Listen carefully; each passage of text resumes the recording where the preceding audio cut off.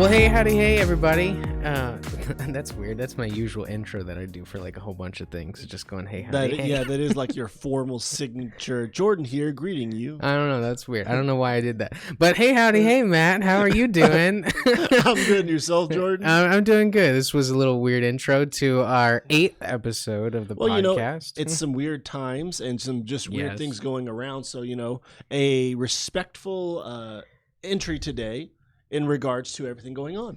Yes. It's crazy. And it's crazy hot outside. Jesus, right? I feel like I'm back in El Paso. Oh my gosh, 107, and then this room is 82. So we're gonna have some fun in here. Hey, we'll sweat off some weight.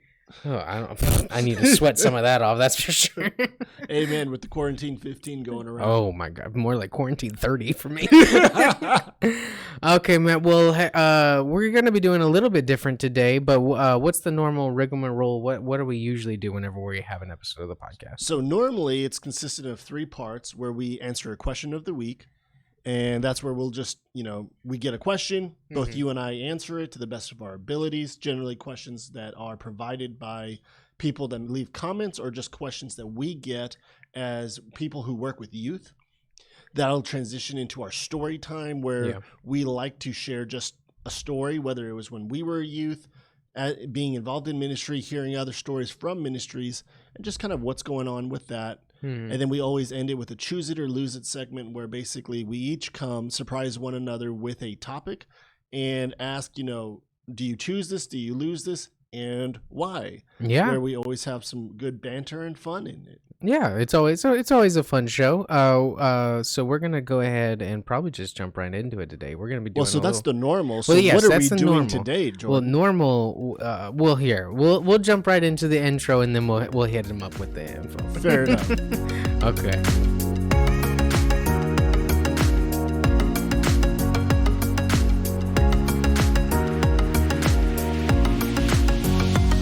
Okay, Matt. Well, you teased it a little bit, but we're gonna do something a little different. We just got out of doing summer camp. This by getting out of it, meaning being done with it. Yes, true. We went through an entire week of fun times, but it was a little interesting this year in general, being COVID-19 year of 2020, year of mayhem. So things mixed up a little bit on us. So Matt, I guess the question of the week this week would just be, what was summer camp like this year? Man, so you're right. It's every day is like throwing the dice, and up until the week before, we were going to a summer camp, and 1 week before camp starts, get a call, they're canceling. So they did everything they could to stay open for us. And we're excited about going back next year to the Alto Frio summer camp. But with that cancellation, that left you and me with the question of, okay, summer camp is canceled. What do we do? Do we not do anything? Because we know we had youth planning on coming. Should we not do anything to protect people, to keep people safe, or do we feel like God's calling us to do something which we would have no idea about? No idea. I know that it feels weird, but it was the Wednesday right before we were going to go off to summer camp, and Matt and I were in the kitchen cleaning up after everything, and I looked at Matt and I was just like, hey, Matt, I wonder, like, we should probably think just in case if there's not going to be a summer camp, like probably just in the back of our minds, just like think about, oh, well, worst case scenario, maybe we'll do this, maybe we'll do that. And then I don't know, it just was something that popped up in my head, and you would looked at me and you're like, I don't even want to think about that. Like, I don't want to think about worst case scenario, not at all. But well, that ended up happening. It did. So with camp being canceled, you and I prayed about it. Yeah. And we determined that we felt like God was calling us to do something. And so in a very short amount of time, we put together what we called makeshift summer camp. Which consisted of 4 different days of different events. And man, I mean, it was fun. Yeah. It was different. It ranged from going to an ice cream shop for a Bible study to an escape room to driving around town with taking pictures for a scavenger hunt. Yes. I mean, we did a whole lot of stuff, and so I don't know how much. I mean, kind of, do we want to like walk people Well, I through mean, the we week? can Do we you can think? guide people through the week. It basically started. Well, one reoccurring thing that I don't know if we want to put camp credit on, Mm. but was the every Sunday after church around 2 o'clock we go to this place called the Frozen Cave here in San Marcos. Basically just a froyo shop that they well I say that, but they have way more than froyo. I They think the have other day you got frozen. waffles over there. Yeah, they have frozen yogurt, gelato, milkshakes, smoothies, boba tea, waffles. They even have grilled cheese. I grilled saw. cheese sandwiches. They have Paninis. ice cream sandwiches, paninis. Yeah, I don't. They got. I don't. Cereal.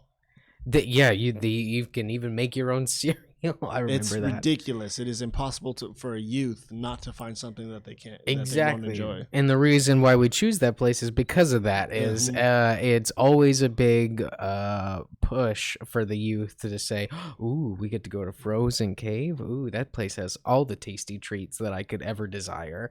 So we continued that this past Sunday, or the Sunday That leading Sunday, up to yeah. it.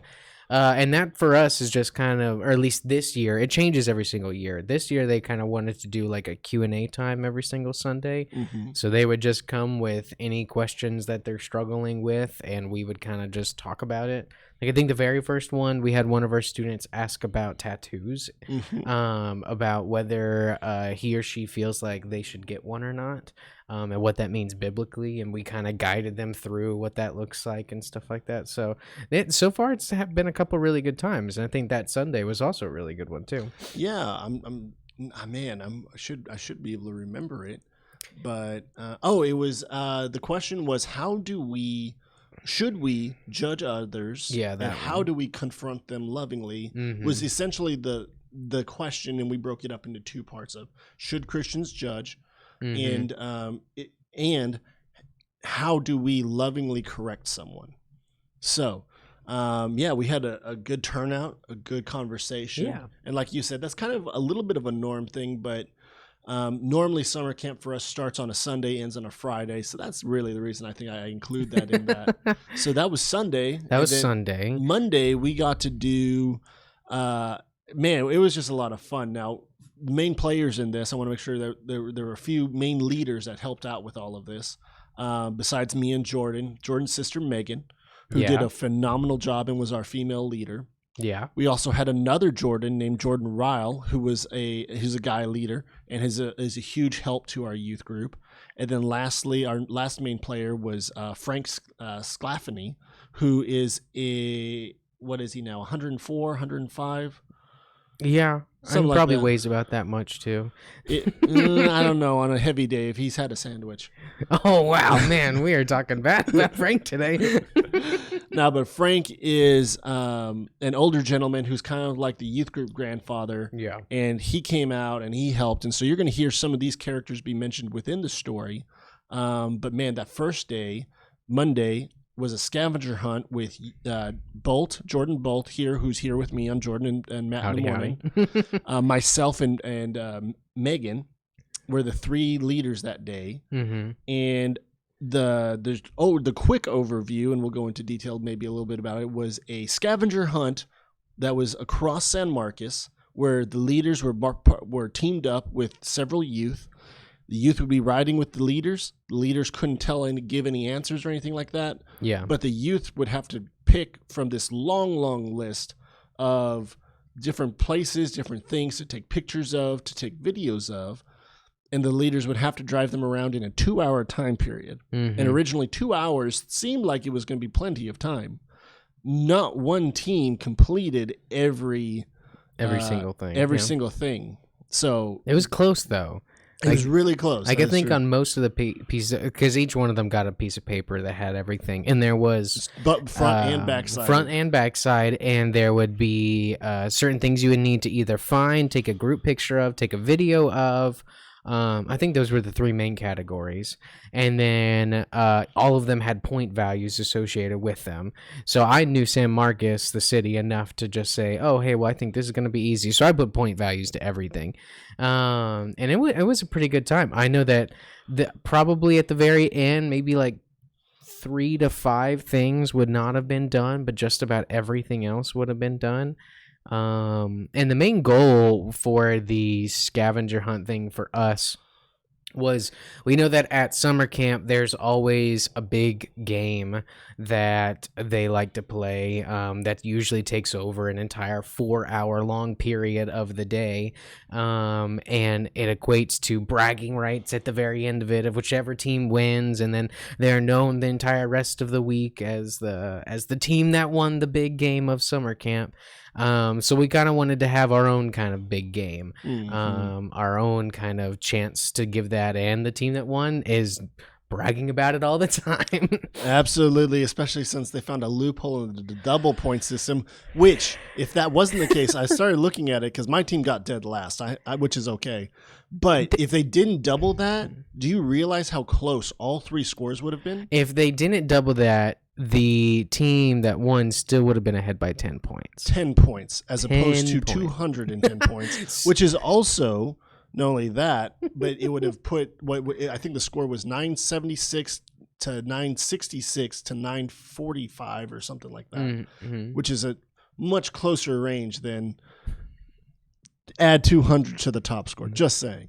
Well, the main reason why I'm giggling a whole bunch is because my team was the one that won. Which, you know what, was actually, now that I'm thinking about it, was kind of a reoccurring theme, because when we go to Wednesday, when we do that event, your team won too. I don't know what you're talking about. Yeah, I don't know. I'll point it out when we get to Wednesday. But I don't know. Well, all in all, the Monday scavenger hunt was really fun. There was a double point thing that I added right at the very end. Not at the very end. It was like right when we were about to start. Right when we were about to start, I said, "Hey." Because Megan, my sister, one of the other leaders, was like, "Hey, what if we get 2, like one of them was like, find a plane and find a church." And she's like, "What if I take a picture of my group in front of a church and there's a plane in the sky? Do I get double points for that?" And I said, "You know what? Sure. If you can combine 2 things together, I will give double points to the highest point value." Which, with that funny scenario, she found a large bell, yes, with a church, and took that picture, and my group was in the background. Actually, afterwards, I thought about that. I'm like, I feel like I really should have gotten extra points. Those points should have been ours. What? I mean, did you get the bell in your shot, though? We did, because we both pulled up right at the same time, which was hysterical. You pull up to this giant Catholic church that there's no one there. And she came in through one of the entrances. I came through the other. We were like looking at each other, maybe 30 yards away from each other. And everyone gets out in both cars, scrambles, and it was fun. It was a good time. We had fun at the end of the day. But and then we came back and played Gaga. Yeah, we have had this Gaga pit for a while, but it was filled with like stickers and some weeds and everything. And I got up at the butt crack of 9 a.m. And like, man, I think we're starting to turn this into a fish story. Of course. And I went through with a weed eater, and I don't know why, but we have a weed eater that's electric.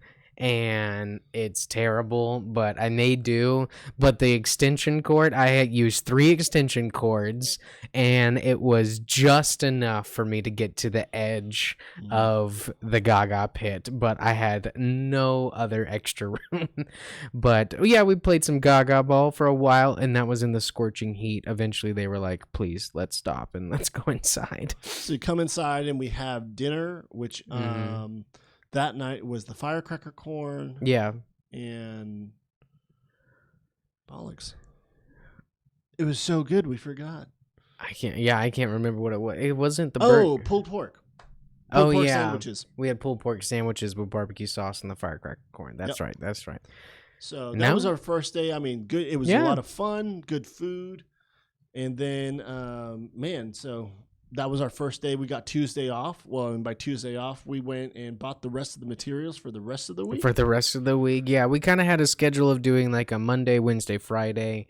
We felt like we would be able to do something on the Tuesdays and Thursdays, but if it was going to be anything, it would probably be something small, because in the middle of everything, right whenever summer camp ends and you have 2 days to kind of figure out what you're going to do, making up 5 days worth of activities and then sending that out to the parents and then making that all solid and concrete and having all the leaders on board. That was going to be difficult. So and not only that, finding things to do, like the exactly. scavenger hunt. Jordan was kind enough to have done this before. He had that list.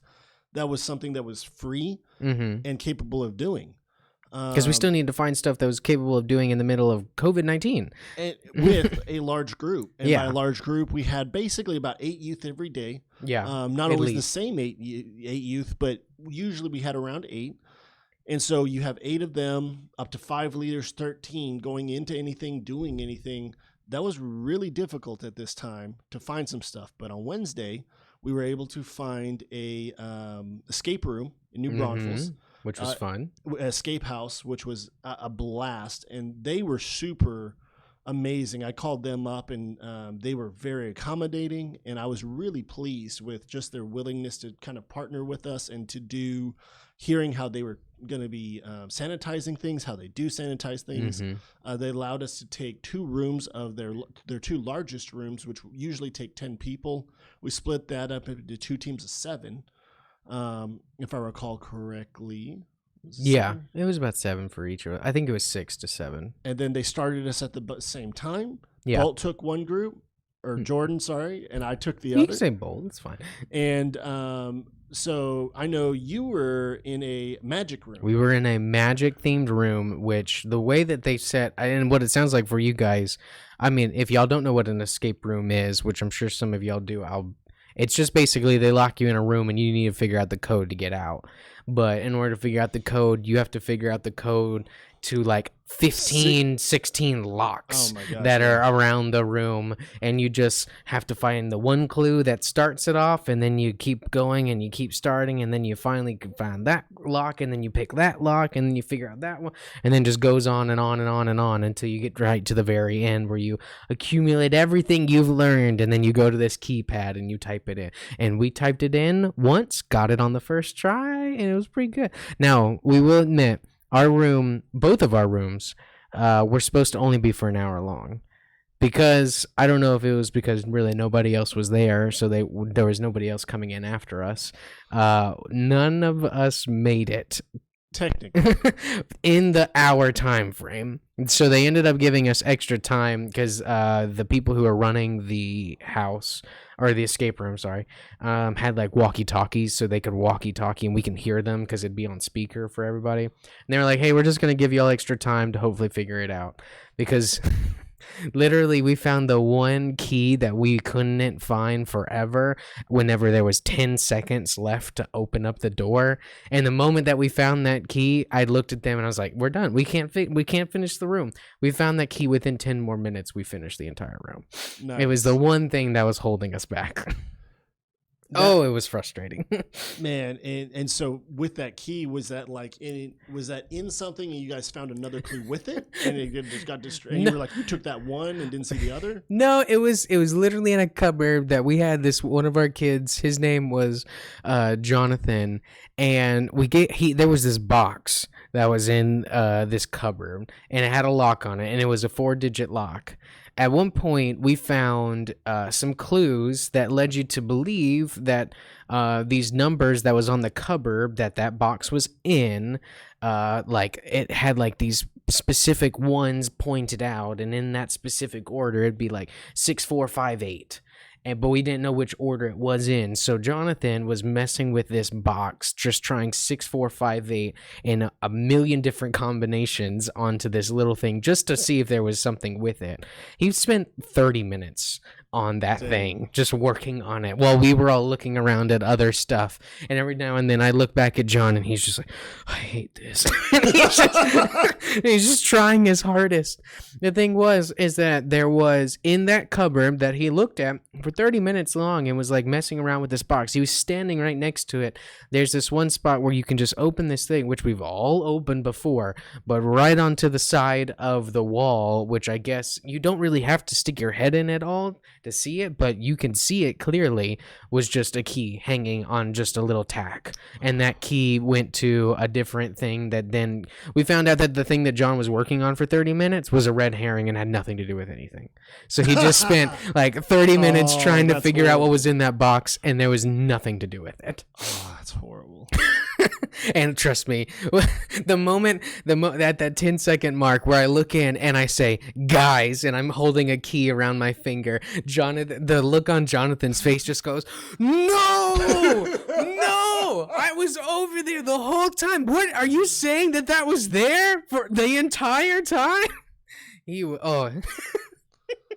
It was funny. It was a fun time. But that was my room, which was a magic room. I think y'all had an Egyptian kind of room or something like that. Yeah, we had an Egyptian room, which I'll be honest, don't fully remember the story other than there was this guy. It was all about history, though. It was right? about history, yeah. There's this archaeologist who was about to uncover this giant truth of like how the Sphinx was made or something like that. Yeah. Who made the Sphinx? And he went disappearing. So we're his associates, and we go in, and we need to retrace his clues to figure it out. Okay, so my crew definitely did not pay much attention to the story. Did not pay much attention. No, we did not. You got a little British there. It was kind of bad. But we were able to just figure some stuff out. What really got us stuck for at least 15 minutes, 20 minutes was we had opened up a drawer, and in that drawer, it had a written clue. Well, it also then had a second clue in there that it wasn't a key. No, I think it was a key. Mm-hmm. And we just grabbed the written clue and left the key. Never thought about it. Never saw it, never thought about it. It's just like us. And exactly. And so we messed around and we followed this trail up to a certain point, and you could not advance anymore without that key. So we had asked for some help, and they had to actually backtrack and figure out. I'm like, so double check that drawer that you found that code, that trick, that hint from. Yeah.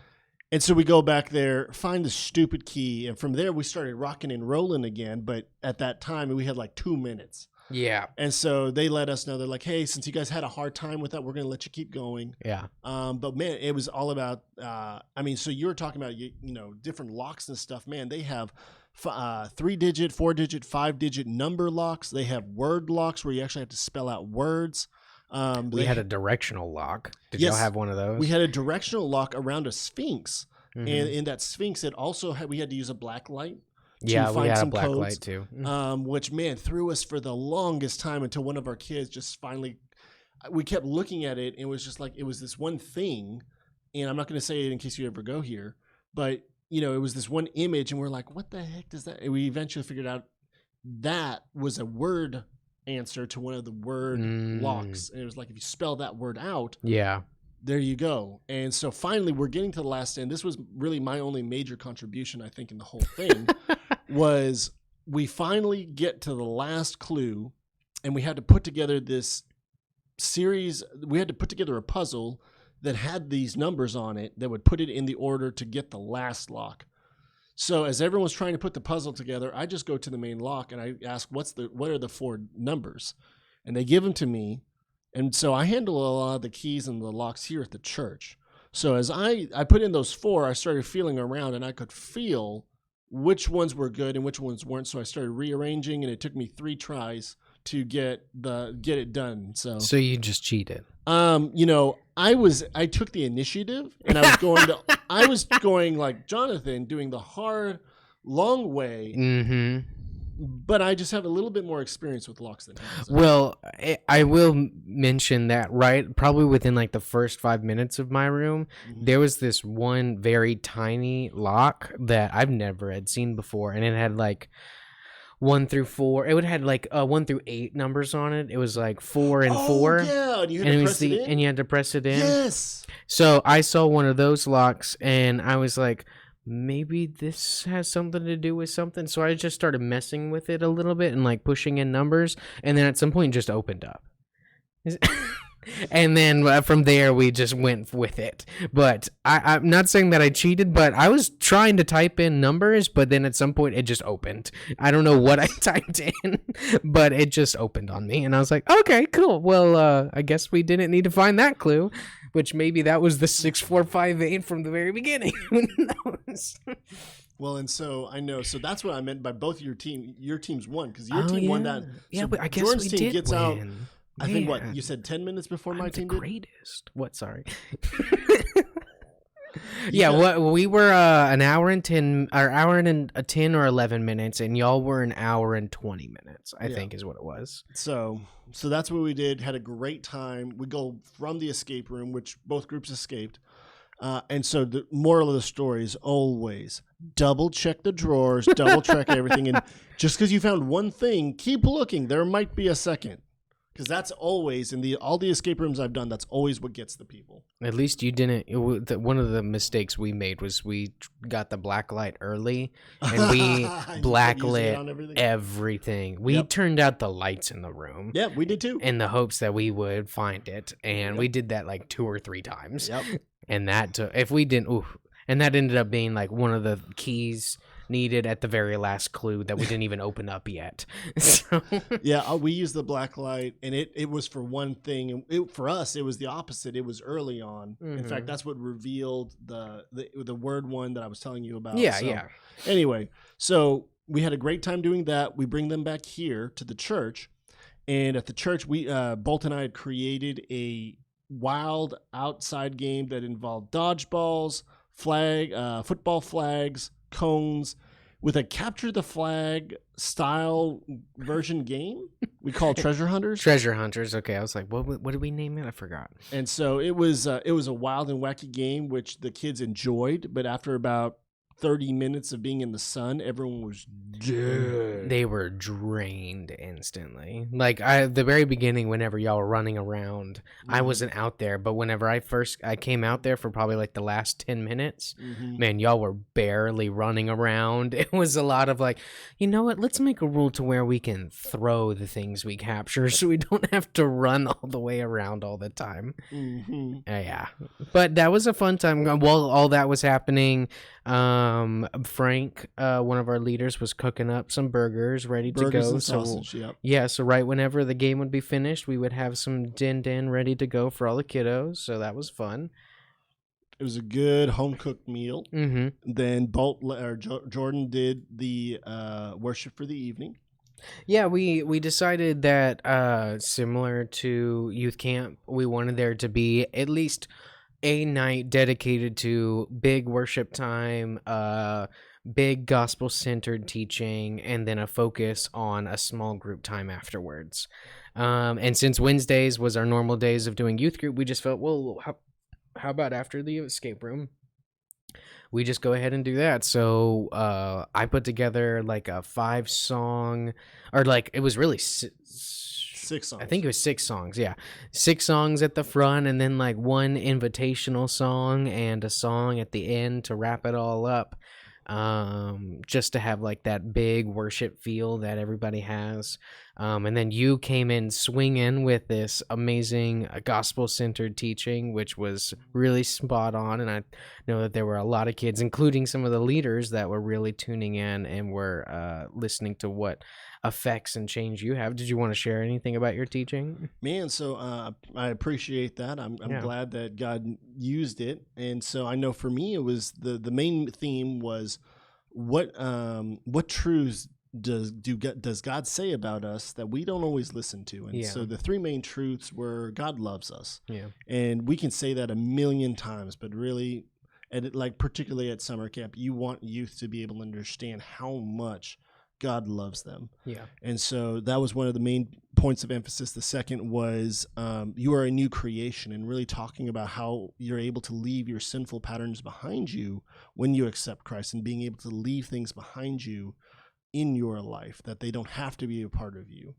And then lastly, just talking about how God calls us to be ambassadors, and that once we accept Christ, we are sons and daughters of God, which means we are called to be world changers. and just talk to the youth about how people like Ravi Zacharias or Billy Graham have an impact on the world, Yeah. and being able to change the world. And both with Ravi and Billy, their lives with Christ started at Billy at 15, Ravi at 17, just like a lot of our youth. And Yeah. so, man, I'm glad that there were some youth that benefited from it, and I'm glad some leaders did too. Yeah, it was a really good time, and any summer camp wouldn't be a real summer camp if there wasn't a lot of confusion. And by that I mean on Wednesday, Matt was going to do an activity with his students. Well, I guess with our students, where because of the whole there's things that they feel like they see in themselves, but it may not be what everybody else sees.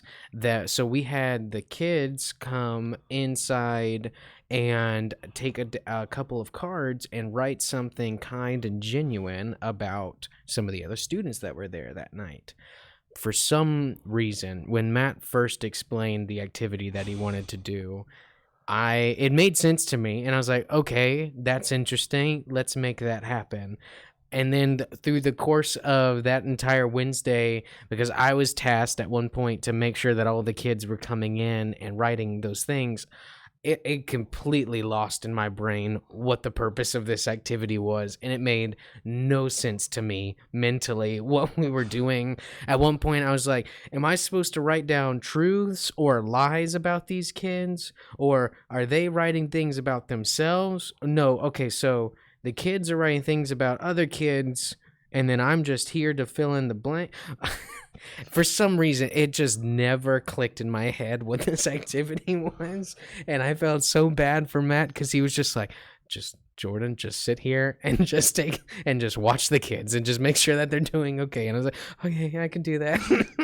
And he did a great job. I mean, once he saw the walkthrough, because what was really confusing, was I was going to have the youth write genuine and true things about other youth. Yeah, and then I was having a leader write something too, with the hopes of, in the presentation, I told them, hey, you have 4 cards. One of them is not true about you. Yeah. I need you to choose the one that is not true about you.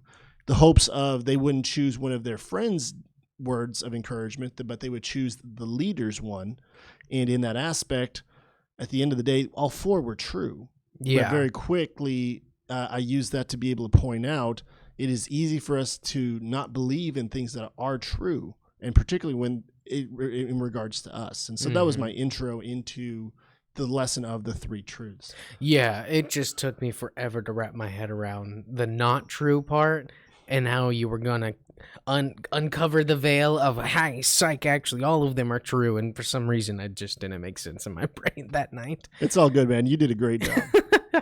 But that was Wednesday, and that one really went really good because right after the fact that of your teaching, we decided to do some small group time, and I think it was mostly kind of split up grade level wise, Pretty much. with guys and girls separate, with high schoolers and middle schoolers.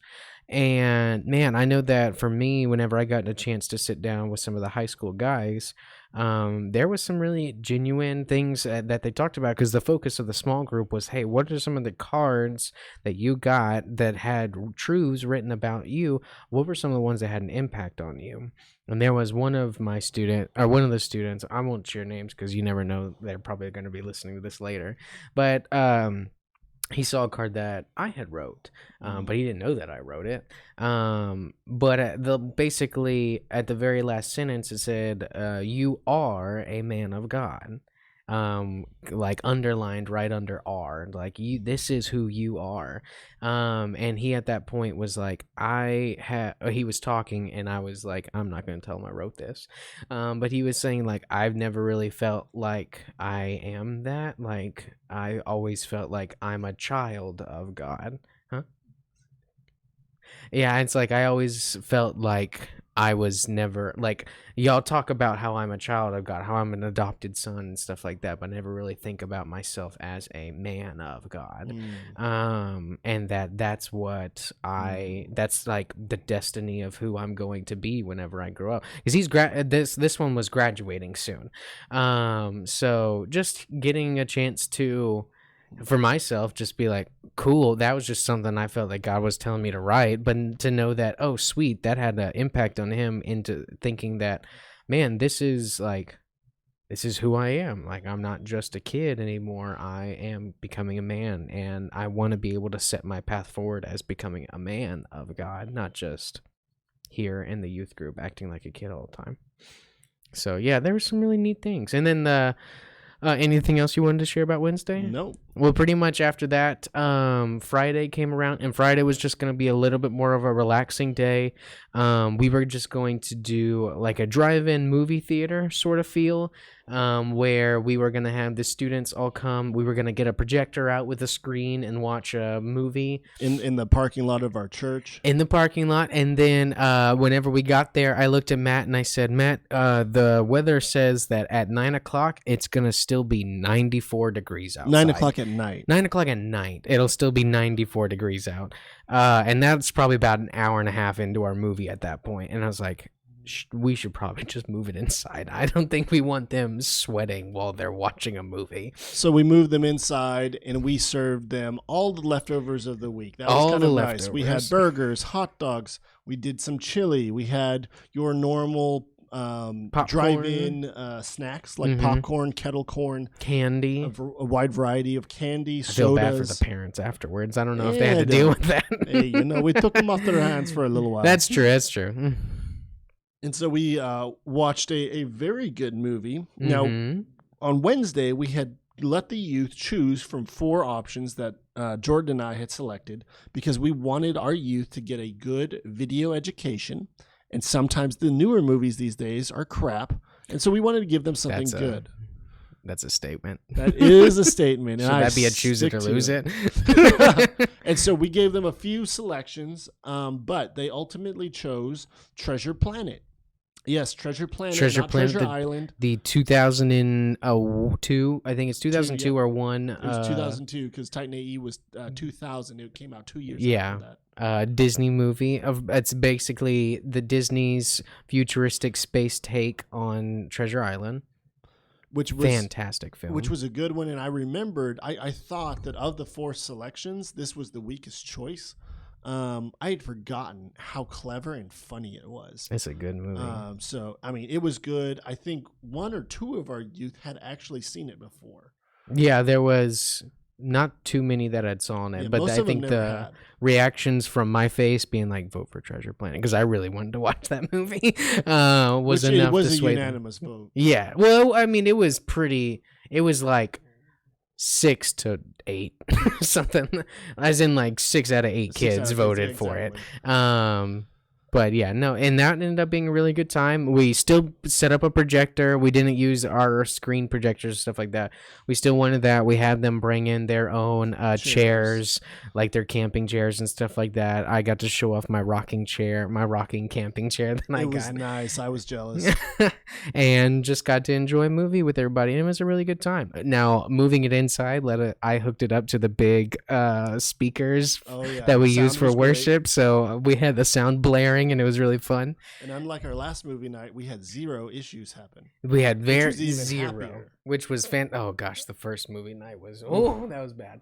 Yeah, we did that a couple of months ago, but maybe we'll fit that into another story. Yeah, it was just technical problems. Yeah. But man, that was pretty much our makeshift summer camp. And the reason why we kind of share, I guess, a lot about this, one, just to let any other people who may be as leaders or youth pastors that may be listening to this, or just people in the church, man, whenever things fall through and you gotta make some stuff off on the spot, man, I think God really has a way of shining a light and really guiding you and to helping you do something that can still be fun. Like, I know that at the end of the day, we wish that we still would have been able to go to summer camp. Absolutely.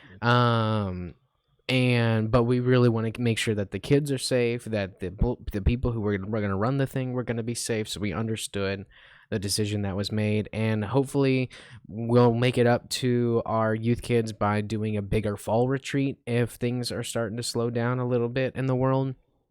And hopefully that'll be their getaway. I know that the parents are really wanting us to take the kids away. But man, even in the middle of it all, we were still able to have a good time. I think there was still plenty of impacts. I know that I had a chance to talk with a couple of the kids that I watch, and it seemed like that week had at least a pretty good impact on them, whether it was at summer camp or not. Maybe it would have been a little bit bigger, maybe it would have been less. But at least there was kids that got to take away a lot of good stuff from that week, and just a lot of good fellowship altogether too. Yeah, I'm glad we did it. It was intense. It was fun. And, I think it was a good time. So, Yeah. hope that any of these ideas help. If anyone listening to this wants to know anything more, man, don't hesitate to reach out. Let us know, and we'll be happy to answer any questions. And because this isn't anything top secret, this isn't this is the way we do things. It's just like, hey, this is how we did it, and if you can benefit from it, great. Yeah, well, let's go ahead and move it on into choose it or lose it for today. You ready for that? Yeah, I'm ready for that. Sweet, let's go.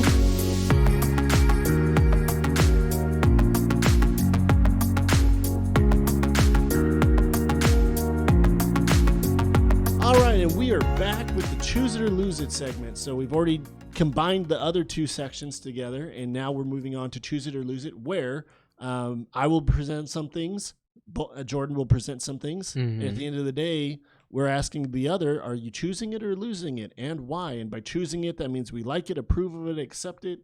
And if we lose it, we don't want to touch it, don't like it, don't want to be a part of it. Away from me. Throw it to hell, whatever you want to say. Oh my. But basically, yeah, just are we in favor or against? And so I believe it's both your turn to start us off this time around. So what you got for me? Okay, Matt. Well, so this is something that I struggle with. And I just want to know, is this something that you find annoying or not? Or do you even do it yourself? But this is a bad habit of mine. I know it's bad. Multiple people have told me this is a bad habit of mine. But I want to know, choose it or lose it on chewing ice. So I am an ice chewer. I probably get it from my grandfather. He was a big time ice chewer. Trust me, I've seen his teeth. They're not the greatest in the world. I understand that I probably shouldn't be doing it for dental health, but I fall prey to it because I genuinely enjoy chewing ice. It's like the second part of the drink that I enjoy. There's always drinking it, and then there's the tasty treat of eating the ice that's just coated in whatever I drink. So I would just like to know, Matt, are you choosing it or losing it on ice? Oh man, so I laugh because I love chewing ice. Snow cones sweet. is one of Thank my goodness. favorite things. I love chewing ice. It drives my girlfriend crazy. Mm. But she is the only one that's ever complained to me. I'll say that. So I don't know if I just do it by myself or if I'm semi-quiet. I don't know or maybe people are just intimidated. They won't tell me. But I love chewing ice, and that you will find me chewing ice just about at the end of every drink. Even at we went to Chewy's today with I went with a couple of pastors, and when I finish my water, I just start chewing on my ice. Exactly. And half the time, the waiter's like, "Would you like some more water?" I'm like, "Nope, I'm happy." Yeah, and I've done that multiple times where it's just like right at the end. I'll even tell them, it's just like, "No, it's all good. I just want to chew on the ice," and then they go, "Oh, okay." So I'm definitely choosing it. Oh, well, as you probably already know, I am definitely an ice chooser. I mean, ice chooser. An I'm ice glad you choose chooser. ice. That's An ice chewer. I definitely know that I shouldn't, but this is the worst thing that I do is, so my girlfriend, she also doesn't like that I chew ice. Because she's like, you know that your teeth are going to be messed up. I've seen your grandfather's teeth. It's not good. Like, you need to stop. And then every time she says that, I look at her and I say, look, I'm gonna live in the future. And 20 years from now, dental health will probably be way better than it already is. So I'm sure that modern medicine will be able to take care of my teeth, whether I destroy them or not. So I'm gonna continue to chew ice. I love you, but I'm really sorry. And yeah, no, I know that every time I say that, I'm like, I probably shouldn't be saying this. But I mean, even during this show, I have a bottle of water here, and I was chewing ice and muting myself whenever I would have an ice cube in my mouth because I didn't want to chew it on front of the y'all. Nice. But yeah, no, I have a habit of chewing ice, just always. Nice. Okay, Matt. Well, what about you? What do you got for me So today? I'm going from ice, but Mm-hmm. we're gonna stay with the drink category, so to Okay, speak. okay. I know your feelings about this drink, and I know Sonic just made an adjustment Oh no, on this, what is and so this? I'm really interested on your take on this. I know you love Big Red. Yeah, I'm a born and raised South Texan. Of course, I love Big Red. Ew. So, so Sonic has just done a Big Red Sonic Blast where they get Big Red ice cream or sorry, not ice Like cream, you, like a float. soda, and yeah, and they put vanilla ice cream into it, and so it's like their cream Hmm. blast or float or whatever they call it. Hmm. And so they just came out, I think last week. I'm pretty sure because as soon as I saw it, I sent it over your I way. think I remember you sending this to me, and I Yeah. so I'm seeing it right now. And are you just wanting me to choose it or lose it on So if I'm I'm curious if you would choose it or lose it because there are some people I know who, this is the way you enjoy this drink, and if you do anything else, that's a sin. I know some other people are like, this is really good. This is really good. Let's put them together, and it's even better. So I'm just curious, choose it or lose it on the Big Red, like float, whatever it No, is. I totally get you. So I I will probably choose it, even though I haven't had it yet, because probably I'm gonna try it anyway. Now that I want to go and try it, but like I've already messed around with the Big Red drink itself. Like even at Sonic, whenever that came out, and I found out that you can get Sonic at Big Red X Sonic. You're a little backwards today. I'm a little backwards today. This happens, man. That I decided, hey, can I get a Big Red slush? And they ended up making that for me. I really like that. That was tasty. So I'm not opposed to switching around the formula. So trying a Big Red float. I mean, I've had root beer floats and stuff like that. It's never the thing that I'm craving. Like if I'm gonna have ice cream, I'd probably rather have a shake because I just like ice cream. I don't really care for soda and ice cream, but I'll give it a shot. Big Red float, heck yeah, I'm putting that in my mouth probably later tonight. I'm excited about that one. Nice. But yeah, no, I'm totally gonna choose it. What about you, Matt? Man, you know I'm not a Big Red guy. But then what about floats in general for you? Are I you love choosing it? floats. I totally take floats any day of the week. I love Dr. Root beer floats. I like Dr. Pepper. I like Cherry Coke. If I like the soda, I have probably made a float out of it. But Mm-hmm. because I'm not a Big Red fan, I'm definitely gonna lose it. But the nice thing is you can have my portion of it. Oh boy. Well, we'll see about that. Maybe I can. Maybe you should just try the Big Red float just to see if that. Because I mean, float is already something you like. This is Big true. Red is something you're iffy on. I'm gonna say iffy because I'm hoping we can change that. Oh, So you dude. might as well just give it a shot. It's just like bacon and chocolate.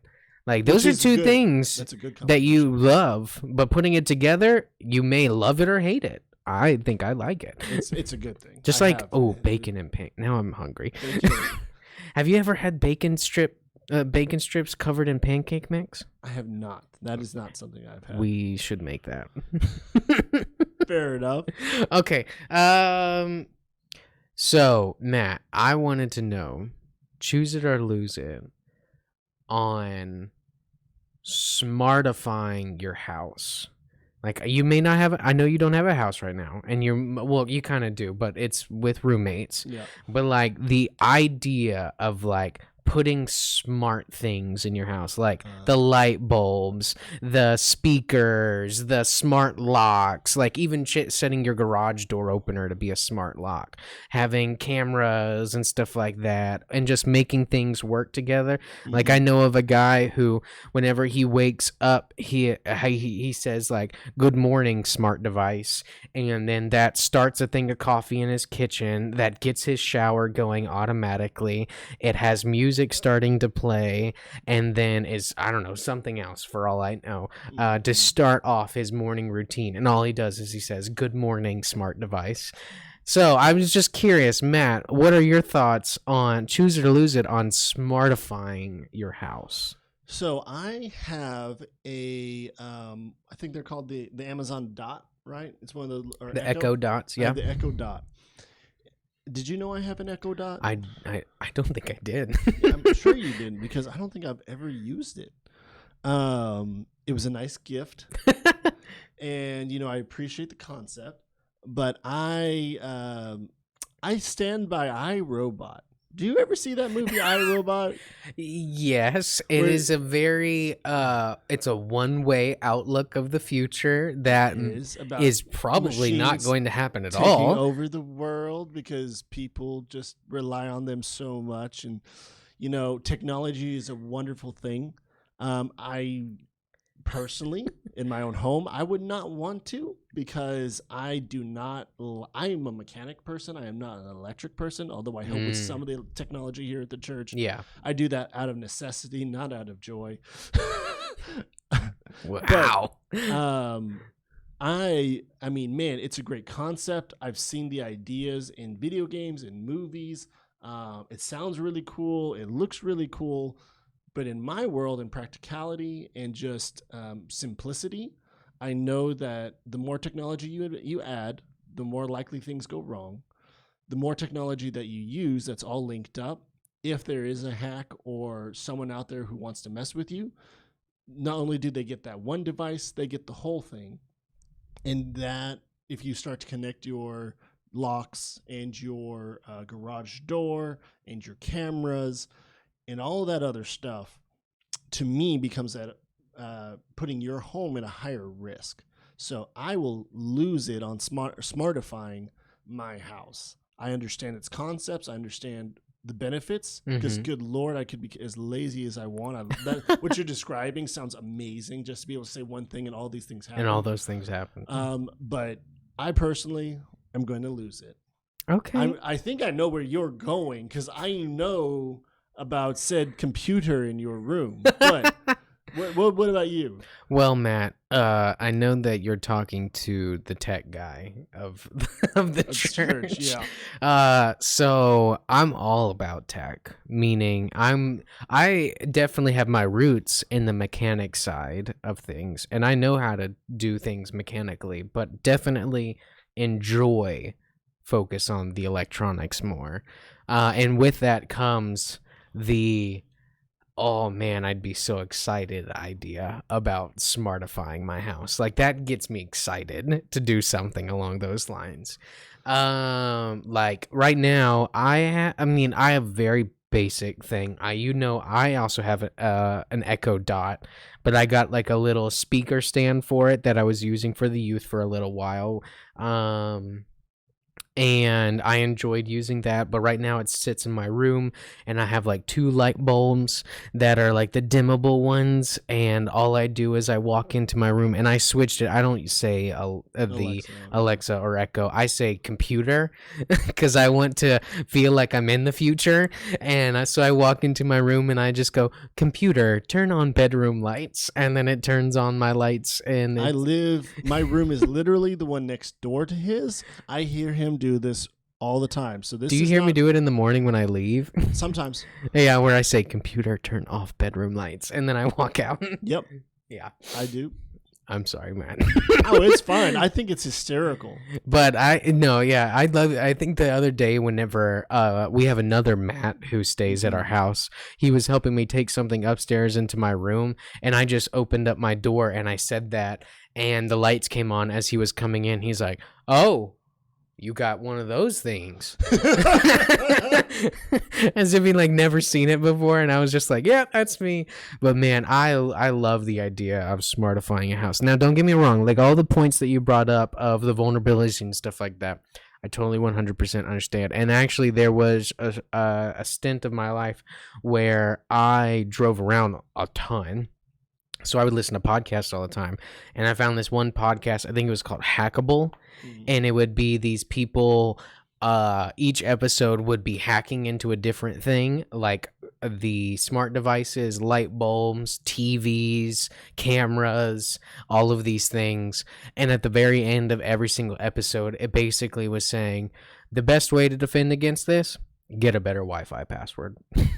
Like, and a better router that takes care of all that stuff. So luckily I got a good router that we have now. I probably need to change the password because it's more of a joke than it is anything. I did enjoy it when you changed it to this. I thought it was quite amusing. It's made it easy for me to remember. That's exactly, for sure. but I may need to put a couple numbers and a symbol on the end of it just to make sure it stays good.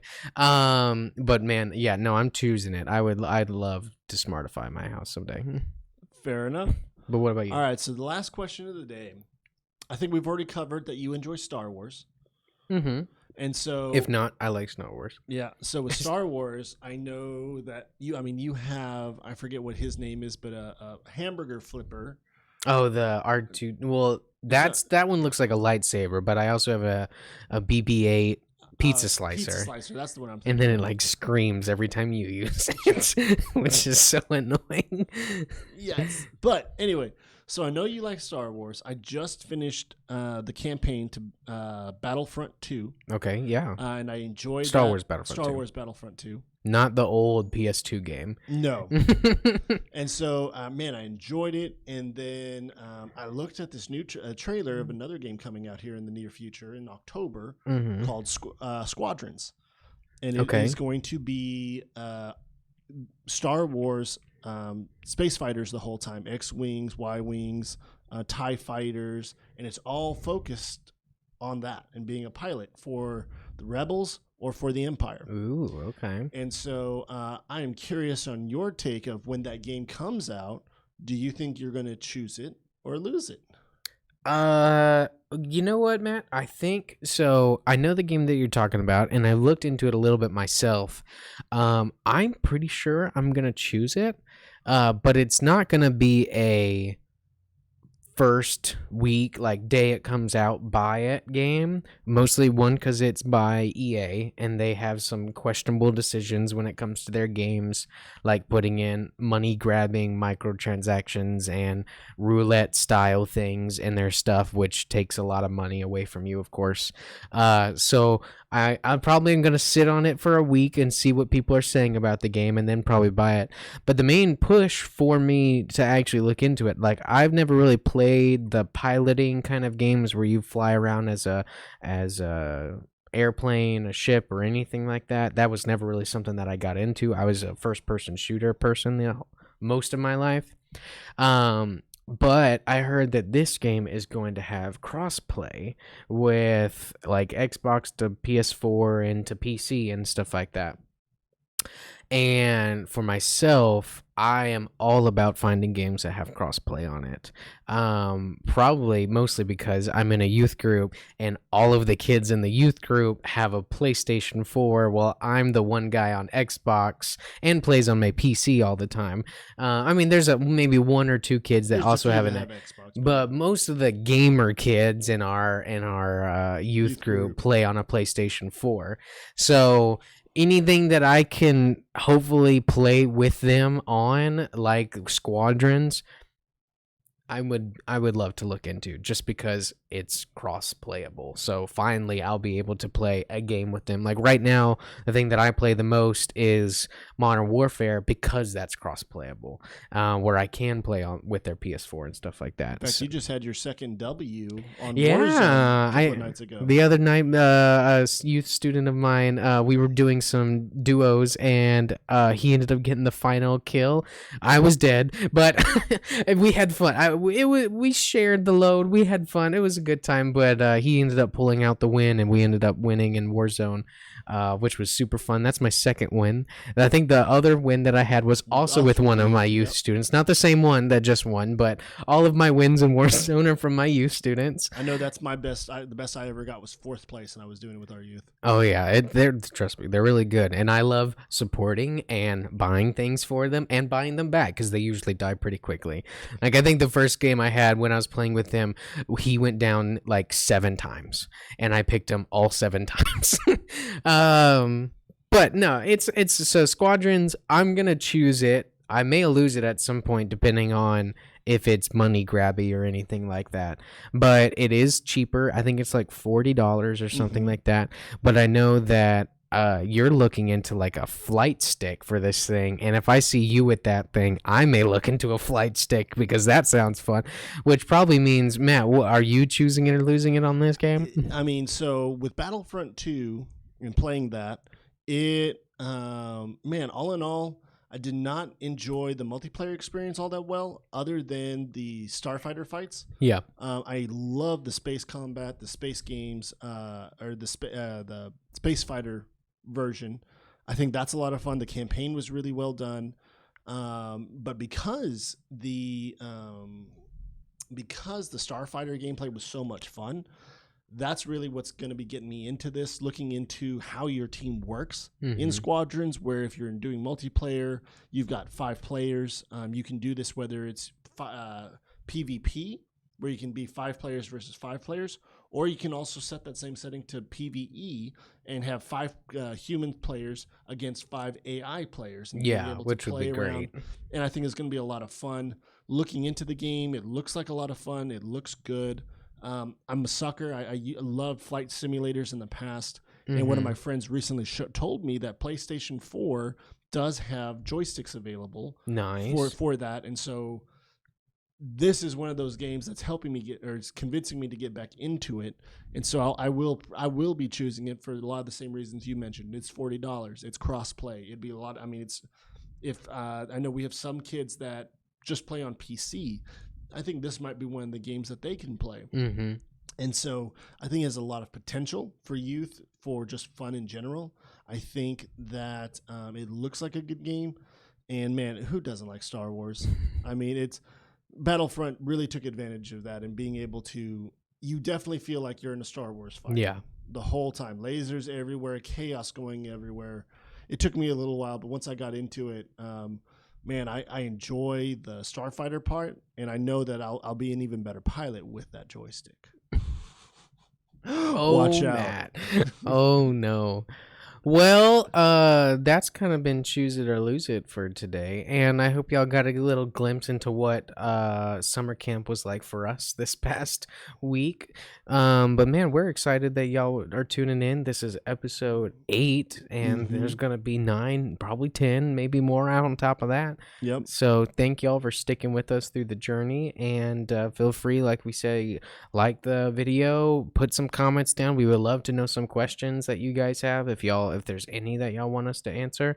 And yeah, we look forward to seeing y'all again soon. So thanks again for joining us. It's been a great time, and yeah, hope to hear from you soon. Hope you guys continue to stay safe. And man, just remember that even though there's this season of isolation due to COVID, you're not alone. You've got people like me and Jordan who are available to just talk to you if you need that. There are other churches around that are willing to engage with you at any level. If you're hearing this, maybe you need to reach out to someone and just check on them and see how they're doing. If you haven't seen them in over the summer, or you haven't seen them since school ended, man, it is a time where we can continue to take care of each other. And although we might feel alone, we are not alone. So have a great week, and we will see you on episode 9. Episode 9. Bye.